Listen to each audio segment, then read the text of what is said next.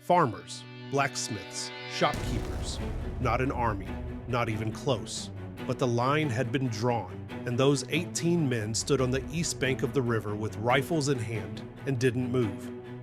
On the other side were over 100 professional soldiers, under orders, carrying an official demand: hand over the weapon.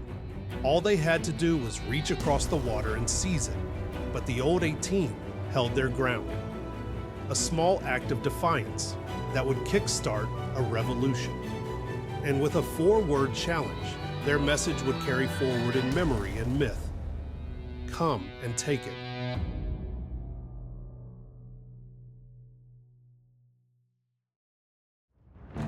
Small towns can humble you because they don't revolve around you. They have their own rhythms, their own history. They feel intimate, personal, like nothing world-changing could possibly start there, and nothing outside could really reach in. But it does. Gonzales, Texas feels like it would get swallowed up on the world's grand stage. There's no obvious turning point in its energy. Just a quiet place where people work hard, doing their best to live their lives in peace. In 1835, a disagreement somehow escalated into the opening shots of a revolution. Gonzales was a frontier settlement carved out of land that Mexico had granted to American colonists just a decade earlier. People came here to build something of their own: land, family, a future. They weren't politicians or revolutionaries. They were settlers, and they were sitting on a powder keg. Antonio Lopez de Santa Anna had dissolved the Mexican Constitution and seized centralized power. One by one, he started disarming the communities he no longer trusted. Gonzales was on that list. The target wasn't an army, it was a cannon. A small bronze 6-pounder, loaned to the town a few years earlier to help defend against Comanche raids. Not much of a weapon. But the cannon wasn't the point. The point was control. The government wasn't worried about what Gonzales could do with the cannon. They were making it clear who got to decide. And for the people living out here, miles from help, responsible for their own survival, that wasn't a small ask. Gonzales held a town meeting. 3 people voted to hand it over. The rest said no. This wasn't the first time Mexico had come for the cannon. Weeks earlier, Colonel Domingo de Ugartechea had sent a small detachment to retrieve it quietly. No confrontation, no scene, just hand it over.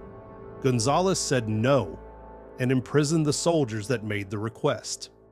So this time, he escalated. Lieutenant Francisco de Castañeda arrived with over 100 dragoons. Official orders, official demand: retrieve the cannon, avoid an open battle if possible. Gonzales already knew he was coming. By the time Castañeda reached the Guadalupe River on September 29th, every boat was gone, pulled from the water before he arrived. And on the riverbank, 18 men stood with rifles and didn't move. 18 against 100, not soldiers, just the men who were there. Men like Albert Martin, their elected captain, and Almoran Dickinson, a blacksmith who would later stand at the Alamo. They buried the cannon in a peach orchard. They sent riders in every direction asking for reinforcements. And then they walked down to the water and held the line. Castañeda couldn't cross. The river was running high. Every boat was gone. So he made camp on the west bank, a few hundred yards from the water, and sent word across. He needed to speak with the mayor. Hand over the cannon, and this ends peacefully. The mayor, Andrew Ponton, was conveniently out of town, so Castañeda waited, and while he waited, Gonzales bought time the only way it could: excuses. They told the Mexican commander that they didn't have the authority to hand the cannon over without word from the mayor. But Castañeda was paying attention.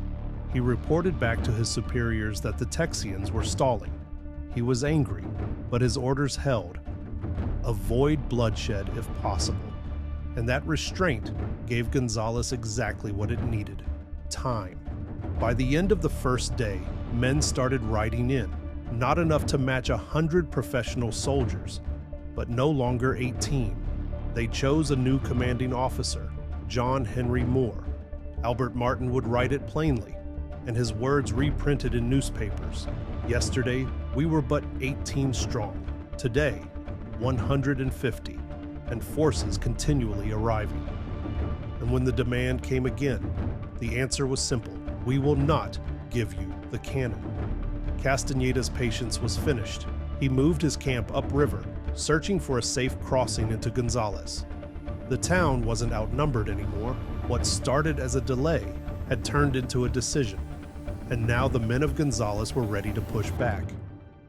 The Texians' war council made its choice. The main cannon, the bronze 6-pounder, was dug up from the peach orchard, hastily repaired, and mounted on the wheels of Albert Martin's cotton wagon.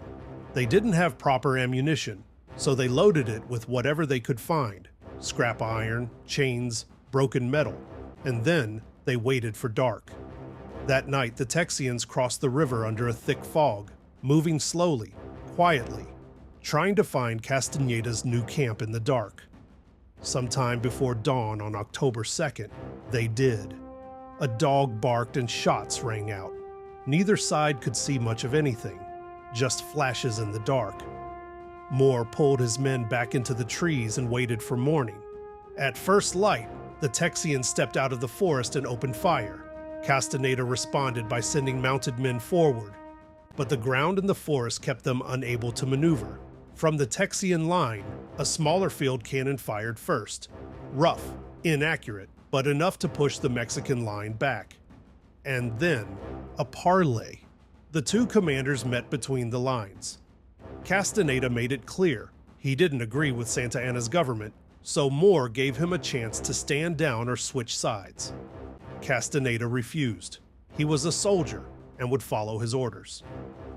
As Moore returned to his men, a white flag went up behind the lines. Crude, handmade from a wedding dress. A cannon painted at the center, and beneath it, 4 words: "Come and take it." Then, the bronze cannon fired multiple booming shots, and the ragged soldiers sent volleys at the Mexican camp. 2 Mexican soldiers were killed, and that was enough. Castaneda withdrew.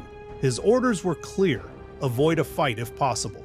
According to history, this was barely a skirmish, but it was something else too, because on the morning of October 2nd, 1835, a handful of volunteers, blacksmiths, shopkeepers, farmers, and the thunder of a barely working cannon marked the beginning of a revolution. The flag was lost before the year was out. Every version seen today is a reconstruction, and the 2 cannons fired in October 1835. One survives in the Gonzales Memorial Museum. The other has been lost to history. But the battle cry, "Come and take it," took on a life nobody could have anticipated. It spread, first through Texas, then through the United States. Newspapers called Gonzales the Lexington of Texas. Men who had never set foot in the territory packed up and rode toward the fight. A small act of defiance had become a rallying cry, and the old 18, farmers, blacksmiths, shopkeepers who had stood at a river with rifles and refused to move, had started something none of them could stop. A line had been crossed, and there was no going back.